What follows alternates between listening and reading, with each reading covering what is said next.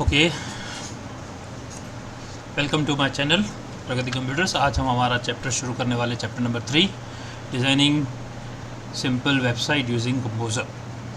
सो इससे पहले हमने जो चैप्टर में देखा था, चैप्टर नंबर 1 और 2 में HTML, जावास्क्रिप्ट और CSS, जिसमें हमने ये देखा कि HTML की कोडिंग के बिना कंपोजर का यूज़ करके किस तरह से हम वेब पेज बना सकते हैं, CSS का यूज़ करके किस तरह से डिज़ाइनिंग को हम तैयार कर सकते हैं, जावास्क्रिप्ट का यूज़ करके किस तरह से हम चीज़ों वेबसाइट में वैलिडेशंस वगैरह क्रिएट कर सकते हैं। आज का टॉपिक है कि वेबसाइट, वेबसाइट बनाना, सिंपल वेबसाइट बनाना। तो सबसे पहले अगर हम वेबसाइट बनाना जाएंगे तो सबसे पहले हमको ये पता होना चाहिए कि वेबसाइट एक्चुअली है क्या चीज़। उसके बारे में हम थोड़ा डिस्कस करते हैं। राइट, सिंपल वेबसाइट होता क्या है? Website is nothing but a collection of web pages. इसका सिंपल एग्जांपल अगर आपको बताया जाए तो जो ऑनलाइन कंटेंट पब्लिश होता है उसको एक्सेस करने के लिए हमको यूज़ करना होता है वेबसाइट्स का। जिस तरह से पब्लिकेशन हम बुक देखते हैं, जो भी कोई बुक होती है लाइक अ टेक्स्ट बुक, अगर आप कोई टेक्स्ट बुक पढ़ते हो, उस टेक्स्ट बुक में आप देखते हो कंटेंट्स होते हैं। कंटेंट यानी information that is in the form of text, images या टेबल्स के फॉर्म में होती है। वो कंटेंट है, उस इन्फॉर्मेशन को आप पढ़ते हो।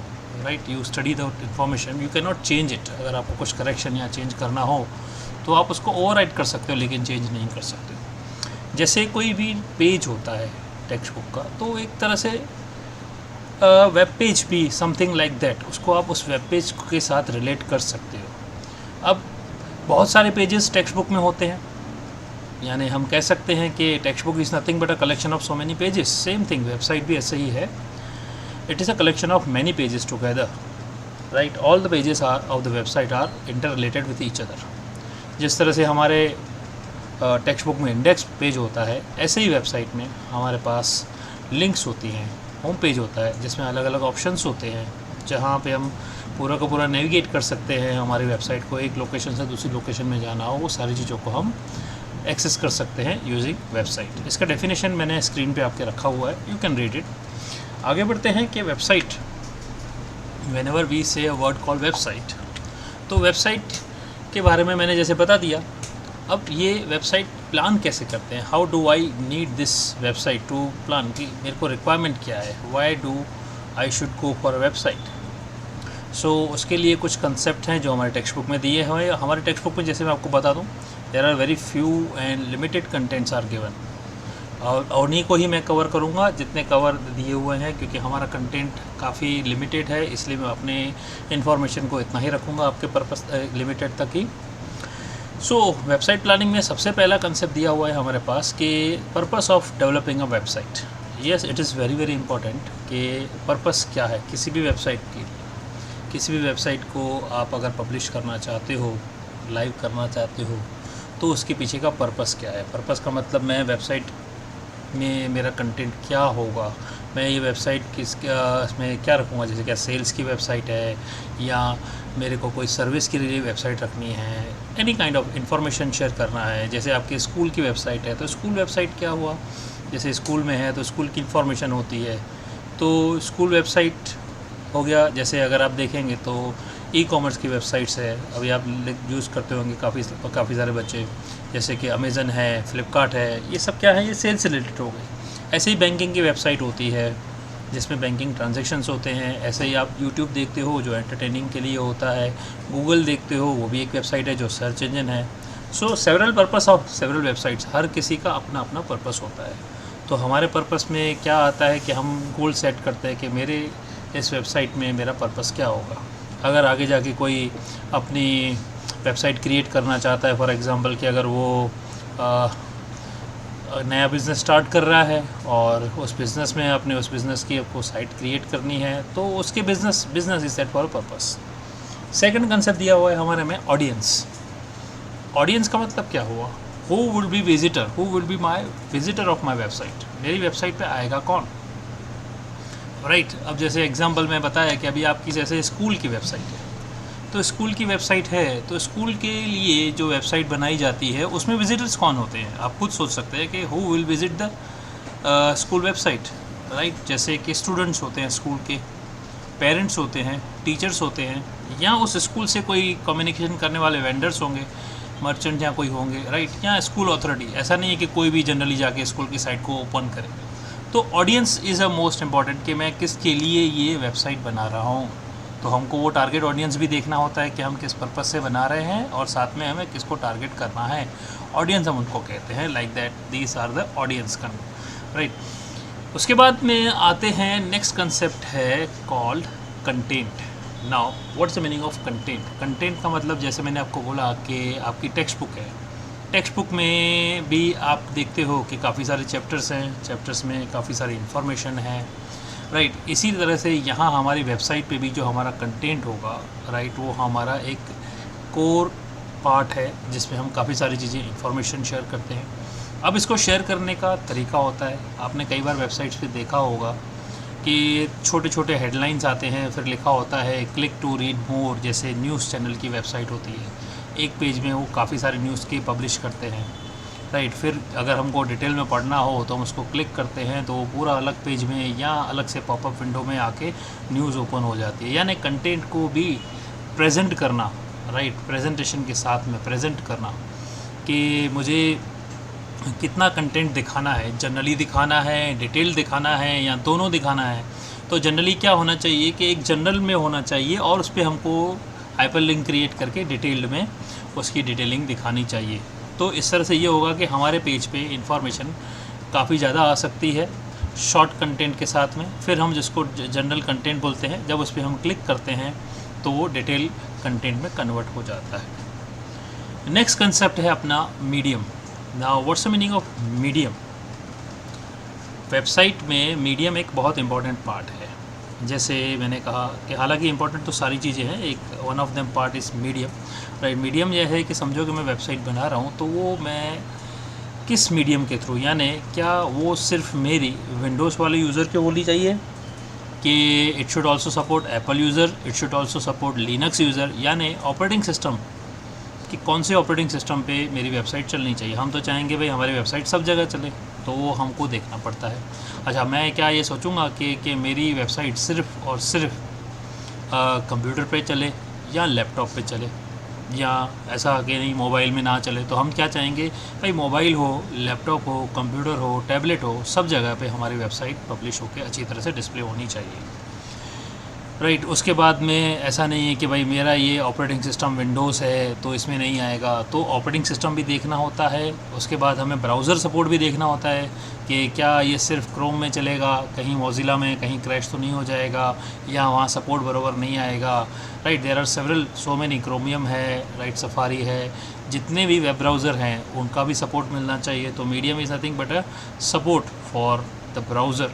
तो हमको ये देखना होता है ऑपरेटिंग सिस्टम भी सपोर्ट होना चाहिए, साथ में ब्राउज़र सपोर्ट भी होना चाहिए, एंड डिवाइस भी होना चाहिए कि हर एक डिवाइस पे सपोर्टेड हो, राइट। अच्छा, इसके बाद में आता है कंसेप्ट मोस्ट इम्पॉर्टेंट, जो कि हमारे देखना जाए तो ये हमारे बुक में नहीं है। नेक्स्ट है डिज़ाइनिंग एंड डेवलपमेंट, जैसे जो मैंने यहाँ पे लिखा है इंटरेक्टिविटी। ना what's the meaning of designing and development? Designing and development वो कंसेप्ट है जिसमें हमें वेबसाइट का पहले लेआउट को डिस्कस करके पेपर पे लिखना पड़ता है कि इस तरह से मेरा लेआउट होना चाहिए, ये फीचर्स होने चाहिए, राइट, जो हमारी टेक्स्ट बुक में नहीं दिया। टेक्स्ट बुक में अगर आप देखेंगे तो यहाँ इस मीडियम सेक्शन के बाद में इन्होंने प्रैक्टिकल दिया, जो मैं आपको नेक्स्ट लेक्चर में प्रैक्टिकल भी दिखाने वाला हूँ, किस तरह से हम वेबसाइट बनाएंगे पूरी प्रैक्टिकल में आपको दिखाऊँगा, राइट। तो यहाँ तो थियरी टॉपिक है वो मैं कवर कर रहा हूँ। तो डिज़ाइनिंग एंड डेवलपमेंट में ये चीज़ है कि हम वेबसाइट को कलर स्कीम क्या डालें, फ़ॉन्ट्स कैसे रखें, राइट। उसके बाद में मेरे को उसको कितनी साइज़ में लिमिटेड रखना है, डेटाबेस की कनेक्टिविटी है या नहीं, ये कुछ एडवांस है, राइट। इसलिए मैंने आपको यहाँ पे वर्ड लिखा है कि जो इसमें बुक में कवर नहीं किया है। अगर हमारी वेबसाइट डिज़ाइन हो जाती है, कंप्लीट हो जाती है, सब कुछ रेडी हो जाता है, राइट, तो अगर आप सोचेंगे तो अगर कंप्यूटर में आपकी वेबसाइट है फिर उसको ऑनलाइन कैसे लाएंगे? Once the website is ready, how could you bring to online? तो ऑनलाइन लाने के लिए हमको उसको पब्लिश करना पड़ता है, जिसके लिए हम बोलते हैं प्रोसेस कॉल्ड होस्टिंग। यस, उसको कहा जाता है होस्टिंग। होस्ट करना मतलब आपके लोकल कंप्यूटर से उसको एक इंटरनेट पे लाना और वहाँ पे इंटरनेट पे लाके हमें उसको पब्लिक के लिए लाइव करना, उसको कहा जाता है होस्टिंग ऑफ द वेबसाइट। ना होस्टिंग के कुछ टर्म्स को समझा दूँ जो कि टेक्स्ट बुक में भी दी है और मैं आपको कोरिलेट कराऊंगा प्रैक्टिकल लाइफ से। एक एग्जांपल समझ लीजिए कि एक मार्केट है, राइट, उस मार्केट में काफ़ी सारे ऑफिसेस हैं, मॉल्स हैं, शॉप्स हैं, अलग अलग तरीके के। हर एक ऑफिस का एक पर्टिकुलर एरिया है, कोई एरिया लिमिटेड है, कुछ स्क्वायर फीट में है, कुछ स्क्वायर यार्ड में 100 square feet, 500 square feet, 1000 square feet के अलग अलग ऑफिसेस, शॉप्स, मॉल्स अलग अलग एरिया के होते हैं। हर ऑफिस के बाहर एक बोर्ड लगा होता है जिसके ऊपर उन ऑफिस का नाम लिखा होता है। ये सारी चीज़ें उन ऑफिस के साथ आप उसको सिर्फ विजुलाइज़ कीजिए, इमेजिन कीजिए कि आप किसी एक मार्केट में जा रहे हो। तो मार्केट में जाते हैं तो आपको उसका एड्रेस होता है, एड्रेस जाते हैं उस मार्केट में, पहुंचते हैं उस मार्केट में पर्टिकुलर फ्लोर पे एक पर्टिकुलर 102 नंबर या XYZ कोई भी नंबर ऑफिस पे जाते हैं, वहाँ पे एक नाम होता है, वहाँ आप पर्टिकुलर लोकेशन पे पहुँच के अपना काम करवाते हैं। ये प्रोसेस हम रियल लाइफ में करते हैं, वही चीज़ें हम ऑनलाइन करते हैं। अब मुझे वेबसाइट अगर ऑनलाइन लानी है तो मुझे क्या करना पड़ेगा? जिस तरह से मार्केट में मैंने एक स्पेस लिया एक ऑफिस के लिए, ऐसे ही मुझे यहाँ वेब स्पेस लेना पड़ता है। वेब स्पेस हमको परचेस करनी पड़ती है ऑनलाइन। काफ़ी सारे सर्विस प्रोवाइडर हैं जो उसको देते हैं, जैसे मोस्टली मैं आपको बताऊं जो रेनाउंड है वो GoDaddy है, HostGator है। ये लोग वो वेब स्पेस को प्रोवाइड करते हैं। अलग अलग रेट्स होते हैं, प्लान के हिसाब से वेरिएबल्स हैं, वो मैं यहाँ डिस्कस नहीं करूँगा। वो स्पेस परचेस करने के बाद अगर आप वो स्पेस परचेस करते हो, मीन्स आपके पास एक ब्लैंक ऑफिस आ गई, समझ लो किसी मार्केट में। जैसे मैंने कहा कि पहले ब्लैंक ऑफिस यानी लेते हैं, खाली लेते हैं। ऐसे ही आप जब स्पेस लेते हो किसी सर्वर पे, तो आपको वहाँ पे एक एरिया यानी एक पर्टिकुलर लोकेशन में 1 GB, 5 GB, 10 GB unlimited space, जो भी आप प्लान परचेस करते हो, वो स्पेस आपको उस होस्टिंग सर्विस प्रोवाइडर के वहाँ से आपको मिल जाती है। यानी अभी आपके पास ब्लैंक दुकान है। अब क्या करते हो, ब्लैंक दुकान जैसे होती है तो हम ऑफिस सजाते हैं, बोर्ड लगाते हैं, नाम पहले लगाते हैं। तो जो नाम है वो नाम कहाँ पे होता है, उसकी एक एड्रेस होती है, उस दुकान की एक एड्रेस होती है। लोग एड्रेस से पहचाने, एड्रेस देते हैं, लेकिन एड्रेस के आगे नाम भी देते हैं हम लोग रियल लाइफ में। तो यहाँ पे भी जब आप एक स्पेस लेते हो उसके लिए एक एड्रेस दी जाती है, उसको कहा जाता है IP address, internet protocol address, जो यूनिकली आपकी साइट की रहेगी। इंटरनेट पे आपकी वेबसाइट की एक यूनिक ID रहती है जो किसी और के पास नहीं होगी, उसको कहा जाता है IP एड्रेस। वो सर्वर आपको प्रोवाइड करता है, होस्टिंग सर्वर, जैसे मैंने कहा GoDaddy जैसा सर्वर है वो आपको प्रोवाइड करेगा। That address is unique to the entire internet.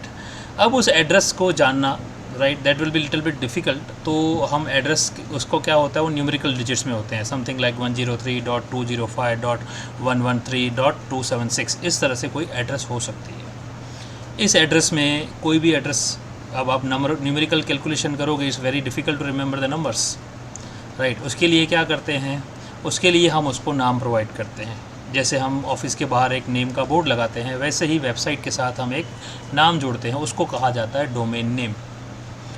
Remember, याद करना, मैंने आपको कहा एड्रेस मतलब IP एड्रेस, राइट, मार्केट मतलब सर्वर जहाँ से हम वेब स्पेस खरीद रहे हैं। ऐसे ही अब ऑफिस के बाहर जो नाम होता है, यहाँ पे नाम होता है डोमेन नेम। उस डोमेन नेम को, फॉर एग्जांपल www.pragaticomputers.com, तो ये एक डोमेन हो गया। उस डोमेन के पीछे एक एड्रेस है। अब हर कोई एड्रेस याद नहीं रखता है, इसलिए उसका नाम याद रखा जाता है और वो नाम पब्लिश किया जाता है और नाम शेयर किया जाता है। लाइक मोबाइल फ़ोन आप लोग यूज़ करते हो, जब आप बहुत सारे नंबर सेव करते हो, वो नंबरों के आगे एक साथ नाम जोड़ देते हो। जब आप डायल करते हो तो नाम सर्च करके नाम पे क्लिक करते हो, लेकिन नाम नहीं, वो नंबर डायल होता है। Name is for just easy reference. Same thing यहाँ पे जो वेबसाइट का नाम है जिसको हम डोमेन नेम कहते हैं, वो इजी रेफरेंस के लिए है, बट मेनली वो इजी रेफरेंस जो नंबर यानी कि जो डोमेन नेम है वो कन्वर्ट हो जाता है वापस IP नंबर में। वो इंडेक्सिंग प्रोग्राम होता है, वो ऑटोमेटिक होता है। वो डिटेल प्रोग्रामिंग अभी आपको नहीं समझनी, सिर्फ आपको याद रखना है डोमेन नेम क्या होता है जो हम एड्रेस डालते हैं। अब उस डोमेन नेम के साथ इस वेब स्पेस को जोड़ दिया जाता है। इसके बाद आ जाता है आपके पास एक, जब आपने वेब स्पेस खरीदी तो अब उस वेब स्पेस यानी ब्लैंक स्पेस में आपको आपकी साइट पार्क करनी है। पार्क करनी है मतलब आपको आपकी साइट को लाइव करना है। लाइव करने का मतलब ये है कि समझ लो अभी आपके कंप्यूटर में वो साइट पड़ी है लोकल मशीन में, अब आपको उसको इंटरनेट पे ले जाना है। तो अभी आपको यहाँ पे एक FTP सॉफ्टवेयर चाहिएगा। FTP is nothing but a file transfer protocol. ऐसा एक सॉफ्टवेयर चाहिएगा जो आपके सिस्टम से वो सारा फाइल यानी पूरा का पूरा वेबसाइट लेके उस वेब सर्वर को ट्रांसफ़र करे और उस नाम के साथ जोड़ दे, राइट। तो इसके लिए हमारे पास कंपलसरी एक FTP सॉफ्टवेयर चाहिए। तो हमारे सिस्टम में एक FTP सॉफ्टवेयर यहाँ एग्जांपल में हमारे बुक में दिया हुआ है, फाइल जिला करके दिया हुआ है, या FTP सॉफ्टवेयर बहुत सारे मार्केट में अवेलेबल है, कोई भी यूज़ कर सकते हैं। सो अब उसमें कनेक्ट कैसे करेंगे? हमारे मशीन में हम क्या करेंगे, हमारे पास जो IP एड्रेस दी गई है सर्वर की ओर से उसको लिंक करेंगे, और साथ में याद रखिए जब भी कोई IP एड्रेस होती है उसके साथ उसका एक रजिस्टर्ड ID और पासवर्ड होता है। इस ID और पासवर्ड को आप ऐसे समझ सकते हो कि कोई भी ऑफिस होती है तो उसको लॉक एंड की होता है, तो जब लॉक है तो की भी है, तो लॉक एंड की अगर रखेंगे तो सेफ्टी रहता है, अगर खुली दुकान छोड़ देंगे तो कोई भी घुस जाएगा। सेम थिंग यहाँ पे अगर हम ID पासवर्ड रखते हैं तो हमारी सेफ्टी के लिए होता है। तो जब हम फाइल ट्रांसफ़र प्रोटोकॉल में हमारे ID पासवर्ड के साथ में जब हम इस होस्टिंग सर्वर के साथ लिंक करते हैं तो हमारे को जो फाइलें लोकल मशीन से ट्रांसफ़र करनी है, राइट, तो हम उस FTP सॉफ्टवेयर के थ्रू ट्रांसफ़र करते हैं। मैं समझ रहा हूँ कि शायद कुछ बच्चे समझ भी रहे होंगे और कुछ बच्चे शायद कंफ्यूज भी हो रहेंगे, लेकिन फिर भी मैं बताऊँ कि ये सिर्फ अभी आपके इन्फॉर्मेशन के लिए है, राइट। इसका प्रैक्टिकल मैं आपको दिखाऊँगा, होपफुली अगर वेबसाइट लाइव करने जैसा होगा तो वो भी करके दिखाऊँगा, ठीक है। तो ये जब हम ट्रांसफ़र करते हैं हमारे लोकल मशीन से होस्टिंग सर्वर तक तो हमारी वेबसाइट लाइव हो जाती है। फिर आप उस समय www. जो भी नाम का डोमेन ख़रीदा होगा, जैसे ही आप एंटर मारेंगे वो वेबसाइट पब्लिक के लिए अवेलेबल हो जाती है। तो this was something I told you about the website planning, website development, website updation, right. तो ये सारी चीज़ें मैंने आपके यहाँ पे अभी आपको डिस्कस किया, राइट। तो अब नेक्स्ट चैप्टर में आपको इस चीज़ का मैं आपको प्रैक्टिकल बताऊँगा। सो practical will be website creation, जिसमें आपको मैं वेबसाइट बना के दिखाऊंगा। कंपोज़र यूज़ करके ही बनाएंगे, आपको भी वो प्रैक्टिस करनी है घर पे। और अगर कोई डाउट्स या क्वेश्चन है तो डेफिनेटली आप कमेंट पे लिखिए, I will answer your questions. See you in the next video, have a great day.